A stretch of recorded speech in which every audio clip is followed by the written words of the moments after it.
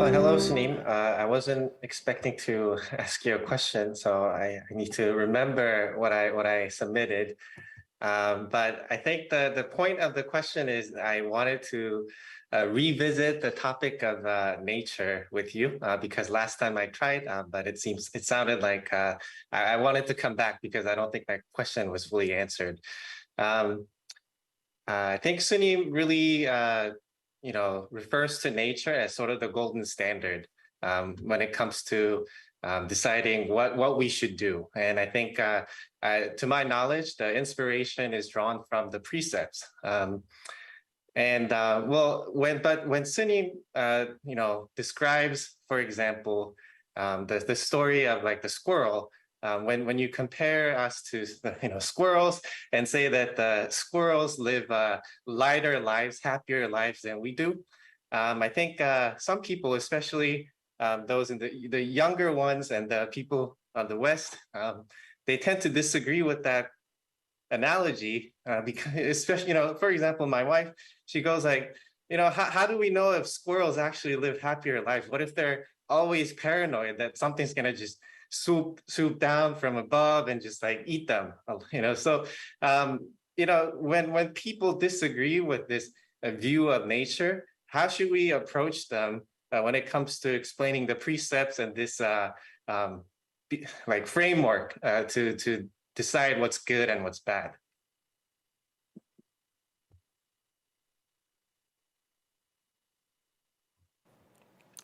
네, 우리들의 정신작용도 자연의 일부입니다. Our mental functioning is part of nature. 그러나 우리는 정신작용과 나머지를 분리해서 인위적이다, 자연적이다 이렇게 표현합니다. But we tend to separate our mental faculties out from nature and define ourselves differently. 크게 이 존재를 나누면 한 세 가지 정도 나눌 수 있을 것 같습니다. 제가 생각할 때는.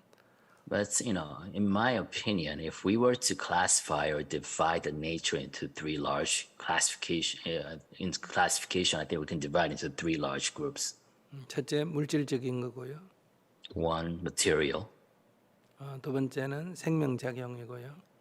Second, life. 세 번째는 정신작용입니다. Third, mental functioning. 어떤 생명작용도 물질작용의 바탕 위에 있습니다. Any mental functioning rests upon the material conditions. 그러나 생명작용은 물질작용과는 또 다른 성격도 갖고 있습니다. But life functions have a slightly different characteristic than just merely inorganic material. 이러한 생명작용 바탕 위에 정신작용이 있습니다. And upon the life functioning rests our mental functioning. 생명작용을 바탕하지 않는 정신작용이라는 것은 존재하지 않습니다. So there is no mental functioning without underlying life. 그러나 정신작용은 생명작용과 또 다른 하나의 추가되는 작용이 있다는 겁니다. However, mental functioning also evinces a characteristic that's apart from just merely life functioning. 우리가 자연적이다, 자연이다 할 때는 이 정신작용을 중심으로 해서 이 물질작용이나 생명작용을 우리가 자연이다 이렇게 표현합니다. So when we describe something as natural, as part of nature, we define it based on their mental functioning. 이런 정신작용을 갖고 있기 때문에 인간은 다른 생명들보다 좋은 점도 있고 나쁜 점도 있다는 거예요. And because we have such mental functioning, that causes there are pros and cons to that for human beings compared to other animals or other life forms. 물론 그것도 좋다 나쁘다 하는 것도 우리들의 생각입니다. And even the pros and cons are actually our own value judgments. 근데 우리가 보편적으로 그냥 생각했을 때 이 정신작용이 고도로 발달한 사람은 다른 정신작용이 덜 발달한 다른 생물에 비해서 괴로움이 크다는 거예요. But generally speaking, we observe that human beings with high functioning mental functions tend to suffer more compared to other animals with lower mental functions. 그렇기 때문에 그 괴로움이 큰 것은 이런 물질이나 생명 작용 때문에 오는 게 아니라 정신 작용 때문에 오는 거라는 거죠. So basically, that leads us to think that our sense of suffering really comes from our mental functioning, not just material or life. 뭐 다람쥐가 즐겁게 산다는 뜻은 아닙니다. That does not mean I'm not saying that squirrels lead enjoyable lives. 그러나 사람만큼 괴롭지 않다는 거예요. But what I'm saying is that squirrels don't seem to suffer as much as we do. 그렇기 때문에 우리가 정신작용의 일부를 잘 조절하면 최소한도 다람쥐만큼은 살 수가 있다는 거예요. So what I'm saying, if we can control and modulate, our mental functioning, then we can at least live a life that's as free of suffering as a squirrel. 동물들은 위기에 처할 때는 긴장하고 괴롭습니다. Animals, for example, when they feel a threat coming, then they tense up and they stress. 그러나 그 위기가 없어지면 괴로움이 스트레스가 사라집니다.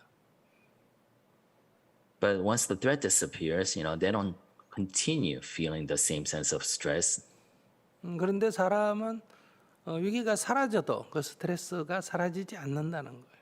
But for a human being, the threat might not be there, but our stress remains. 그것이 과거를 기억하면서 계속 괴로워하는 거예요. So regardless of the imminence of the threats, we recall back into the past and we continue to suffer because of it. 괴로워하고 미워하고 원망하고 이런 것은 다 다른 동물에게는 크게 없는 겁니다. Suffering, hating, these things, they don't really exist in other animals as much as they do in ours. 또 우리는 미래를 생각하면서 근심하고 걱정하고 초조하고 불안하고 아직 일어나지도 않는데 이런 경우도 많습니다. Then again, we think about the future, something that has not even happened, and we feel anxious and nervous. 이건 또 역시 다른 동물들에게도 거의 없습니다. And these don't exist in other animals either.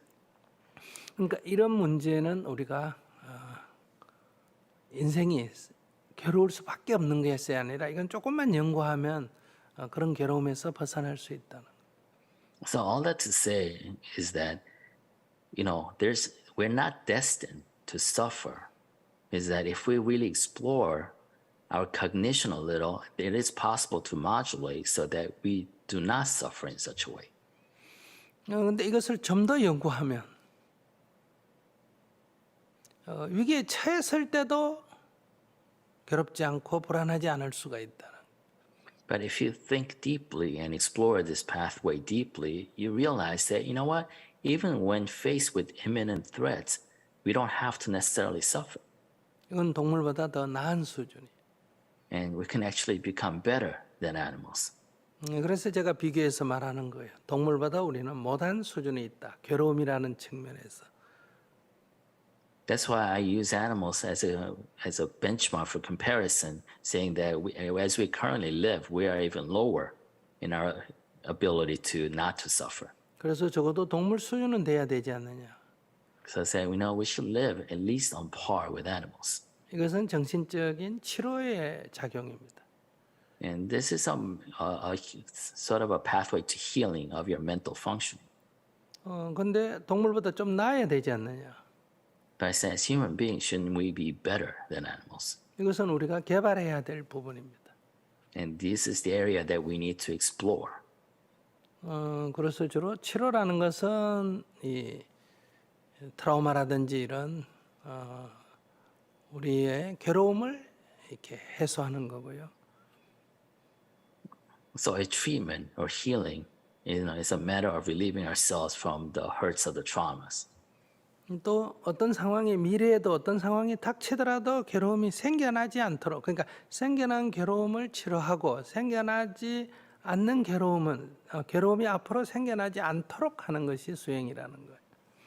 And practice is all about, relieving ourselves of this existing suffering and also kind of training ourselves with the resiliency so that new sufferings in the future does not affect us. 육체로 생각하면 이미 고장난 것은 치료해서 고치고 고장나지 않도록 더욱더 건강해지는 삶이라는 거죠. You know, with the analogy of the physical body, fix what's ailing you and then become healthier so that you're not as susceptible to future diseases. 여기 썼던 뭐 건강이라는 것이 파워를 말하는 게 아니에요. So when I say health, I don't really mean strength or power.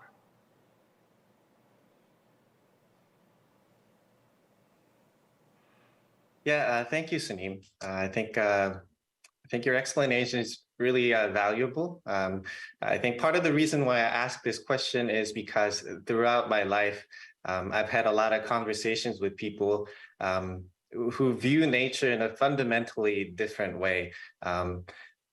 They think that I was also one of these people as well before I met Jungto Society. And I think there are a lot of people who view that being better than nature, being better than squirrels, means that we have power over them, and I think that's such a fundamental difference in the worldview that it's hard to talk with these people. And I think part of those, a lot of people may not necessarily have that exact thought.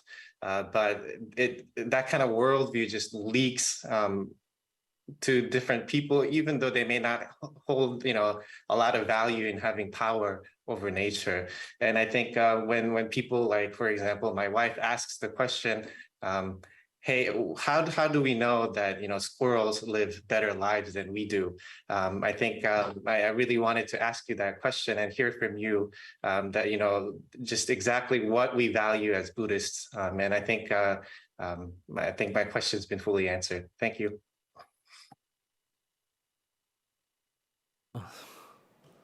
이 세상의 모든 것들을 다 하나님이 움직인다 이렇게 믿는 사람도 있잖아요.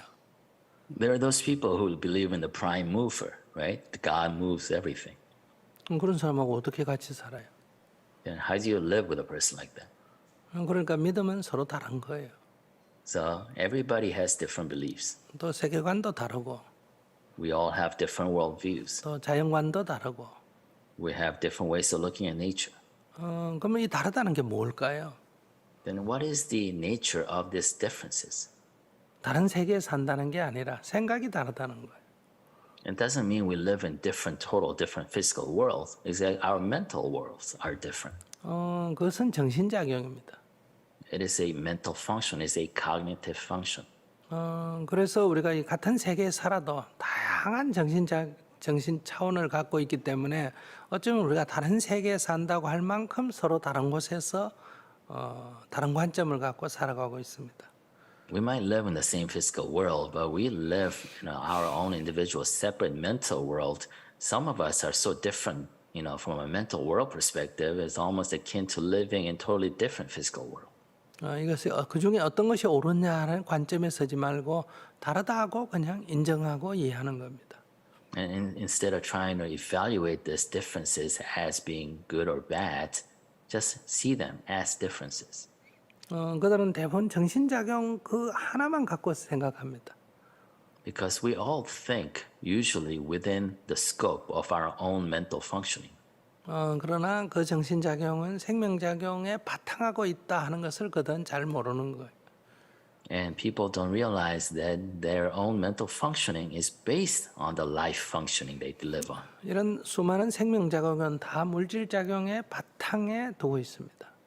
And the life functions that we depend on depend on the underlying the material functions. 그러나 그것은 또 다른 차원을 갖고 있습니다. But at different levels. 이것을 종합적으로 이해하는 게 필요합니다. So it's important for us to have a comprehensive understanding. 내가 이것을 종합적으로 이해하는 게 중요하지 다른 사람이 종합적으로 이해하지 못하는 것을 탓할 필요는 없습니다. So it's important for me to have this integrated, comprehensive understanding. 어떤 사람이 쥐를 신으로 믿고 뱀을 신으로 믿는다고 해서 비난할 필요는 없습니다. You don't have to criticize others who believe that rats are gods or snakes are gods. 그들은 저것을 믿고 있구나 이렇게 그냥 받아들이면 됩니다. Just acknowledge and validate that they have a right to that belief. 그래야 이 평화가 옵니다. Only then can you achieve peace. 저는 인도의 불가촉 천민들은 힌두교입니다. 종교로 말하면. 그리고 로힝야는 이 무슬림이고요. 그리고 미나라오에 있는 이 원주민들은 그냥 자연신을 믿는 사람들입니다. So the untouchables that I help in India, they're Hindu, and the Rohingya refugees, they're Muslims, and the people we help in the indigenous people of Mindanao in the Philippines, they're pagan, 그들의 믿음을 그냥 존중하는 거예요. and we just respect their respective beliefs. 존중한다는 말은 인정한다는 거예요.